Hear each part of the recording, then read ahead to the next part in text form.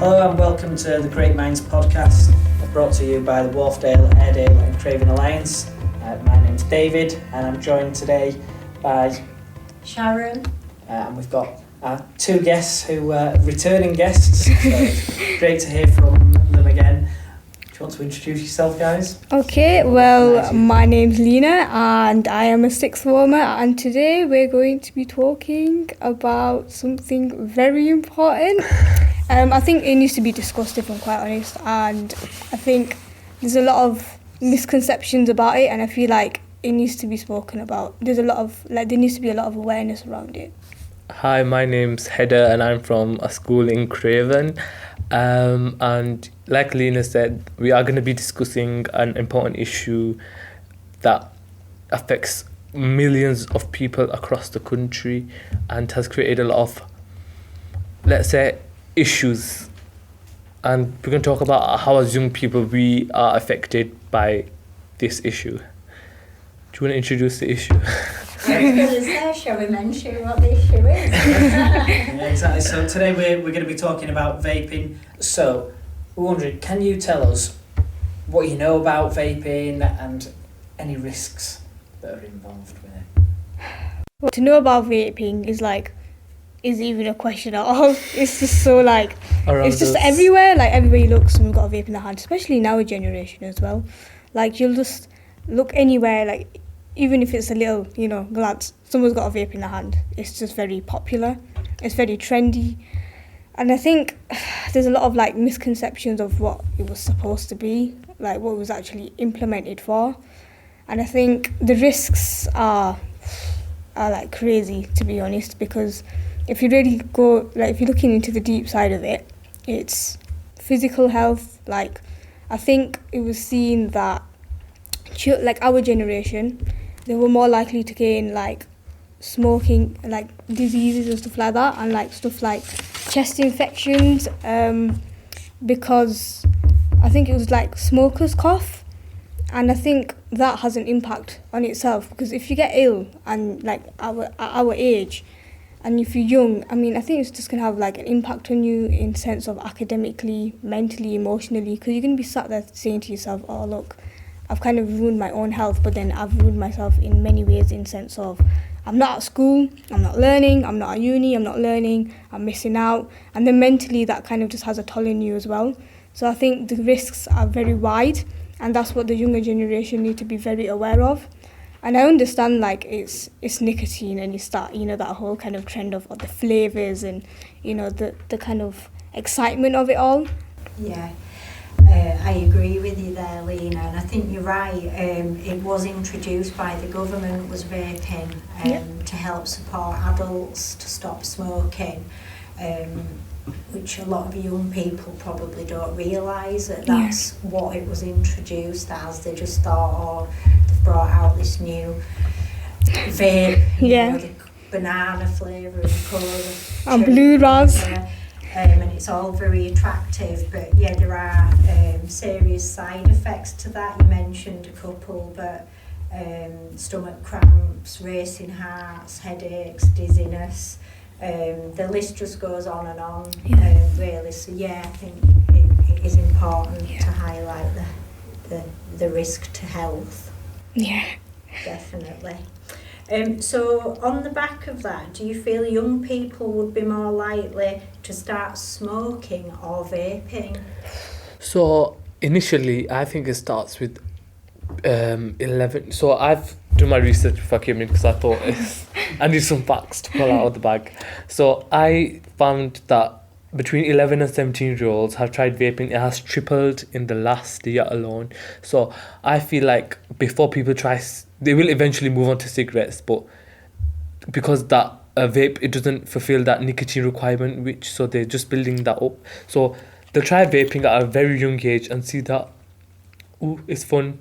They look around that their mum and dad do it, because for cigarettes there's laws around not allowed to vape, smoke inside, but you are allowed to vape inside at your own home. And it's just from a young age you see your parents do it, so I want to be like my dad, I want to be like my mom, I want to be like this person. It's just following trends is what is ruining people's lives, being someone that you're not. That's what a lot of young people decide to do, because young people are not educated, but they need educating on issues. So they will end up moving to smoking because they need that nicotine requirement. It goes up, it boosts up. We learned in psychology, didn't we? Yeah, we did. We learned that actually it was something to do with dopamine. Because your body starts to, well, it kind of stops, in a sense, producing it naturally. They'll just end up moving to smoking, because obviously smoking has more of an increase of nicotine. And obviously, whereas in vapes, I think it's got a smaller percentage, they'll end up moving on to like higher percentages in like smoking and stuff like that. Well, end up getting to the point of like addictions. Like that's what we learn in psychology, like smoking addictions and the maintenance of it, the initiation of it. And most of the time it's from like social influences, like, oh, you see your parents do it, and then you're like, oh, well, I want to try that too. So then they end up, I don't know, for example, they've got an older brother vaping, right? And they'll be like, oh, well, my brother's got a vape and it smells nice, you know? So they'll be like, oh, I want to try it too. So they end up buying a vape or getting it from wherever they buy it from or wherever they get it from. And they get their hands on it. And once they try it, like, oh, yeah, I like it. And then from there, it just continues because it positively reinforces them, which is another thing that we learn, that as it consistently, like, positively reinforces them, it creates that maintenance of it, and then it leads to addiction because it just causes the body itself to kind of shut down the natural kind of process of providing the dopamine to the body itself. So yeah, and there's a worry, isn't there, that young people are going to maybe, if they can't get it at their established corner shop, are they going to go looking black market? Black markets, yeah. Because the government's going to raise the smoking age every year by 1 year. It's just going to create a whole black market for cigarettes and tobacco, which is not the best idea, because we are, rather than just like facing this huge social issue that affects young people, we're just pushing it under the covers and just trying to get rid of it. But it's creating unsafe areas, because children might not know what's in tobacco, that kind of tobacco. It might be something else, and that might be more harmful. So I feel like the mission's just gonna lose its overall gain of vaping. So it needs to be. That's probably one thing as well, that obviously we'd promote people not to use vapes at all, and try and avoid them. But if people are vaping, then make sure that you are getting them from a reputable place, because there's a lot that are going around that go through say black market routes and aren't following the same regulations, and we don't know what chemicals are in those and how they're going to affect health. That is one of the really big concerns that are out there at the moment. But I agree with everything that you've said, particularly around the nicotine side of things and the addiction. And we know that for under 18s, then one of the reasons that it's illegal for them to have vapes is because it does affect young people differently, and it can be more addictive, nicotine, for under 18s. So yeah, that's another one of the concerns there. Do you think that young people take the dangers of vaping seriously? No, because they see everyone vapes, but and then when you hear about stories, they're like, it's fake, but we actually don't know what's inside vaping, and people will pay a ridiculous amount of money for vaping. Like, I know the amount for a vape is going up, but that's not going to stop people. But people will in fact actually choose the vape over their health, because it's an addiction at the end of the day. It's something that your body requires, as sad as it sounds, because it's got an addictive source inside, and we don't know what that is, because scientists are still trying to find out. And it's really sad to say that the health of many people and young people are in the hands of vapes, and it's ruining people's lives at the end of the day. So, other than being harmful to health, can you think of any other risks or negative effects of vaping? I know you just mentioned the cost then, didn't you, Haider? I know we've talked about the effects on health, but how else can it affect young people? We don't know if vaping has second-hand, like cigarettes have second-hand smoking. We don't know if vaping has the same consequence because of the lack of understanding behind vaping. So it's really important to educate ourselves as people and vapers that do not smoke around young children. Maybe go outside if you're gonna go have vape. Don't have them inside. You don't know what toxins we could be releasing to your family and friends, which for all people as well. Like if you got a grandparent or a parent that's got underlying health condition, like it's asthma. really important to make sure that these harmful chemicals are not near them. Lovely. And Lina, I know just before we started the podcast, you was talking about the environmental, side effects of young people just throwing them on the floor. And can you just tell us about what you witnessed? Yeah, obviously it's come to the point where it's kind of getting out of hand, like I said before. And obviously people, the vape, they don't really chuck it in the bin. They don't dispose them in the way that they're supposed to dispose them. Cause I think it's just kind of littering and stuff like that. So they just chuck them wherever they want, however they want.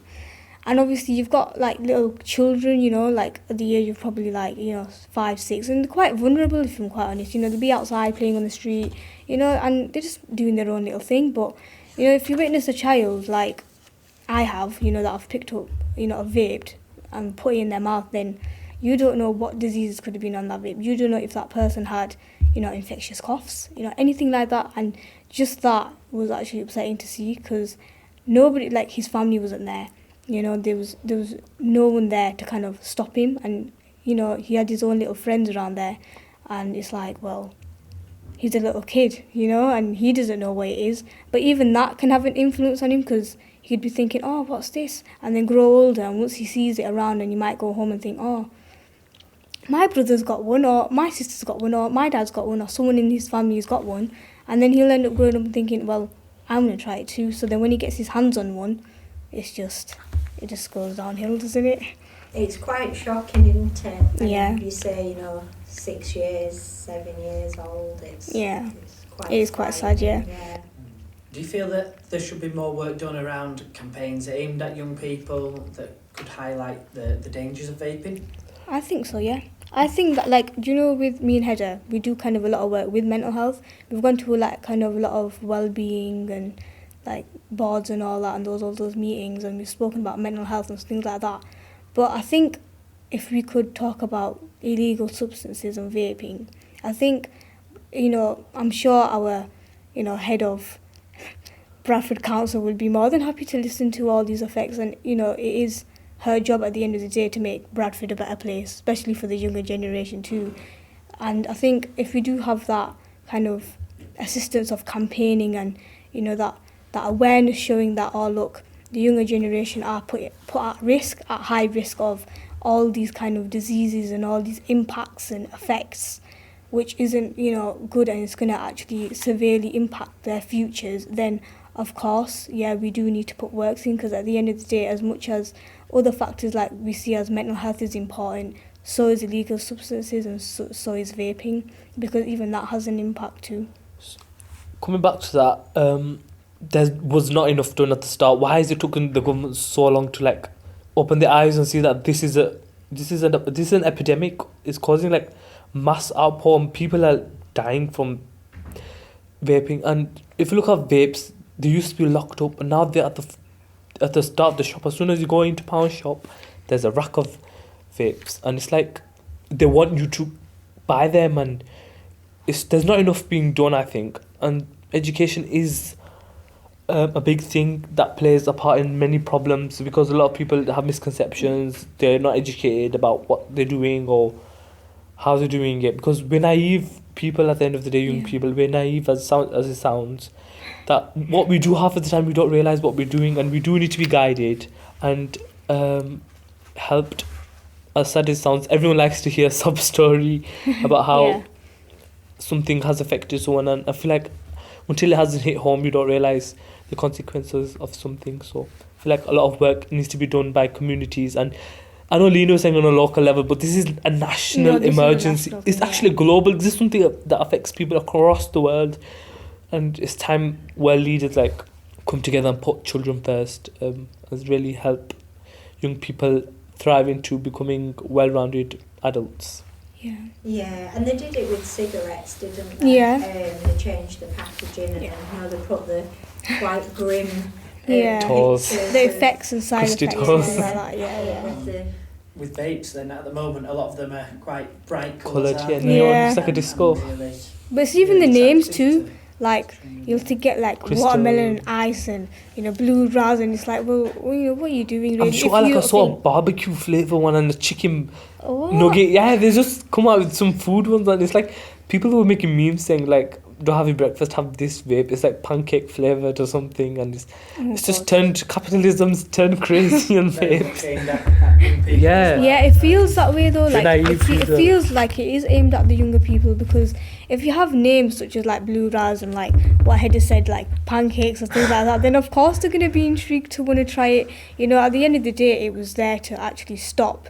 It was there as like, again, a substitution, a nicotine substitution to stop people from smoking, or even those with smoking, addiction and things like that. But sadly, it's like turning the younger generation into that addiction of vaping too, and it's just out of hand, isn't it? It's just not on. It is, yeah. I think I saw some and it said love life or loving life on Yeah. the side, and it's kind of, not great, not great. Addiction is not a good thing to have, and this It is isn't. what brings on addiction, like being naive as a young person. Then if you're into vaping, then you'll be all sorts. Then it's just really sad. Like as a community and a society, we need to do more to help young people with these problems. I think it's education, that's the thing. Like even in schools we talk about mental health and all these different important elements and things like that, but nothing's been mentioned about vaping, nothing's kind of been mentioned about it, or like illegal substances, anything like that. I think the only thing that I've ever heard is that we've got vape detectors in the bathrooms, and that's about it. We never had not assemblies on it, nothing. It could be something to put on your committee agenda, couldn't Yeah, it it? could be 100%. So in summary, then I think what we're saying is, where we can, then avoid vaping. Do all the education side of things, look into it, and do all the research. If you're currently smoking, then the NHS advice is that vaping's slightly better than smoking, but we also don't know a lot of the long-term risks associated with vaping, and there's other issues to do with it as well, thinking of how it affects the environment, the cost of it, with all the money that you could save just by not vaping, and spending your money on that. Obviously there's the risks that you mentioned with addiction, and whether that leads on to other things as well, then that's something that we want to avoid. And a good website to look at is talktofrank.com. That's got information there all about vaping.